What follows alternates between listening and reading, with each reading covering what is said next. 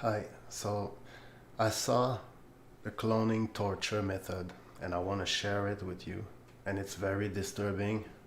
Um, yeah, so this is me. Okay, this is me. You can see my eyes.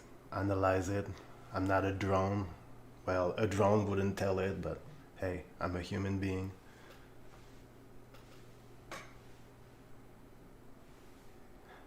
And I'm part of this cloning thing without my consent.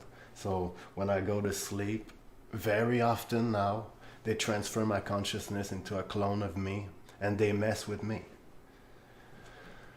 And now I want to share what they made me see. And before I say this, okay, my memories are not released, which means that when they transfer me, I don't have the full memory. I don't see when I'm at these cloning facilities, these places.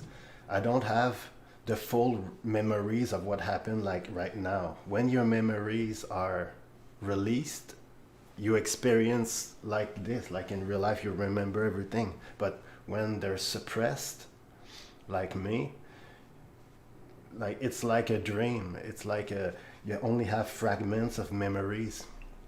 So when I explain my experiences or what they make me see, because I really feel that they wanted me to remember this specifically. So what they did, okay, okay, like I said, my memories are suppressed. So I have fragments of memory. So it's like I'm gonna explain it like this. It's like if okay, I elevate my arm, I bring it back down, then I elevate my left arm. Okay, this is the full recollection. But with fragments of memories, it's like if my arm is there, and then the next memory, my left arm is there. I don't have the memory of when I put it down here and then I move this one back up. It's like a memory, I have this, and then the next segment I have this is there. You see, I'm missing some parts of my memories. But I'm gonna explain what I saw, what they made me see. It was the cloning torture method, okay? And I believe they made me see this, like as an example, to make me shut up and not talk about this because, hey, like this could happen to me, like you see. So, but I'm still gonna share it because this is what we need to do to fix this thing or for this thing to be exposed at one point, like so everyone would know it, the majority of the world. Okay, so I'm gonna explain it the best way that I can. I put some things in motion here. Okay, so I gain consciousness. What I see in front of me is a table, and there was a man sitting on the table here. The man was just sitting on a table. So remember me, when I'm in the clone is all drugged up, and I don't have my full, like my full senses are not, I don't have control of my full senses. It's like a dream state. It's all controlled. Okay, so in front of me there was some sort of table. There was a man, okay? And like I said, I don't remember all the details of the faces of the people, okay? But I know there was a man sitting there at the table. Next thing I see, next glimpse of memory,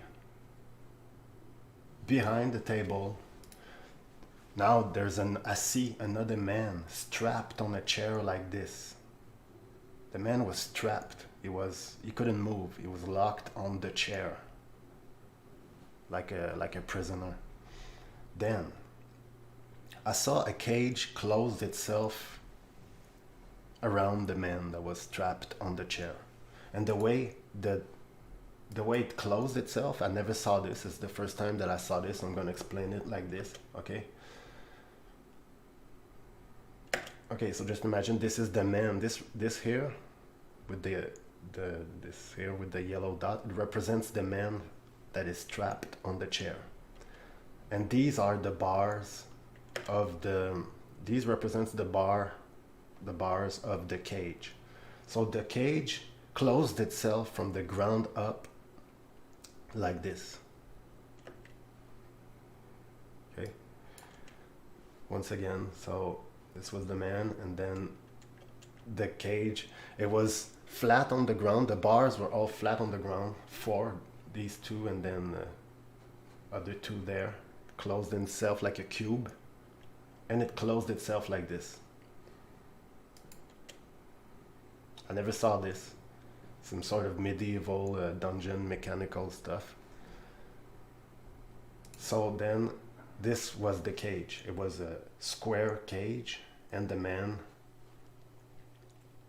was strapped on the chair inside the cage like this.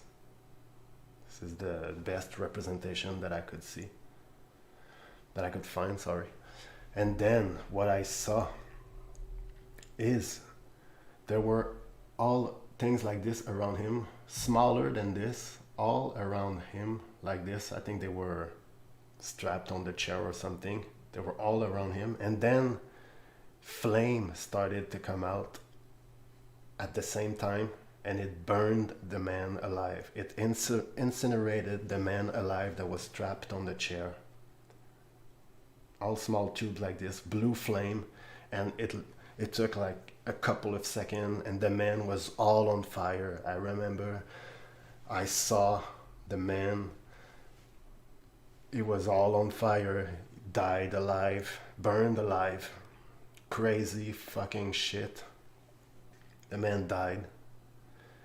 And then the other glimpse of memory that I see is then the man that was there, he woke up there in front of the chair, in front of the table. He was at the table there, like sitting on the table, and he woke up and he was stunned. He had the mouth open and was like, oh! Like if someone wakes up from a nightmare, and he had the mouth open wide and was like, whoa. And then I saw a priest walk slowly on this side here of the table. He walked slowly on the side of the man, and what I remember, I couldn't see his face. My vision blocked, like at his shoulder. But what I remember is the outfit. He had like this, was a priest, and this type of priest scarf that they wear. It was green like this. That I clearly remember the color. It was green like this. So that what happened is the man was there, okay, consciousness in this body here. His consciousness was in this body. Then they transferred his consciousness in a clone that was strapped in the chair. So first his consciousness was there, then they transferred his consciousness in the chair that was behind the table, the cage. Then they did the cage thing. They incinerated him alive. He died, and then as soon as he died, his consciousness got transferred back there. He woke up.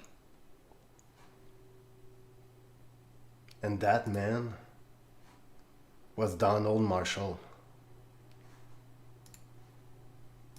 The way I know this is because I sent a message to Donald after I woke up, and I asked him, were you there when they burned the man alive? I wrote him this. Because when they make me see things like this, at first I don't know if it's MK Ultra visuals, if it's dream manipulation, a simulation, or if it's real. So I sent a message to Donald, and I think a day after, he replied me this. Replied, that was me burned. Why didn't you tell them to stop? So you really are there sometimes. He said you should have said stop this now, but you sat there like the others. And I understand his point of view. Because just imagine, you're there, you're strapped, you know you're gonna be tortured, and there's a crowd in front of you, all staring at you, just staring, not doing anything. Just imagine how infuriating it is, how frustrating it is, the rage that you have inside. And me, I was one of those people in front watching him, and it wasn't. I'm not part of the Illuminati. I'm a victim of this cloning thing, and they put me there in front of him. And I understand if he doesn't trust me, but that's what they do. They do these shit, and I don't know. Like, I don't know if they wanted me to see this to scare me. And at the same time, if Donald saw my face, he would have said, "Oh, he's part of it. I don't trust him." And like, we can't trust anyone. We like, it's all fucked up. Like, everything is fucked up. We need to wake up, and we need to save this man by telling the truth and find a way to do something about this. This thing is real, and it's fucked up.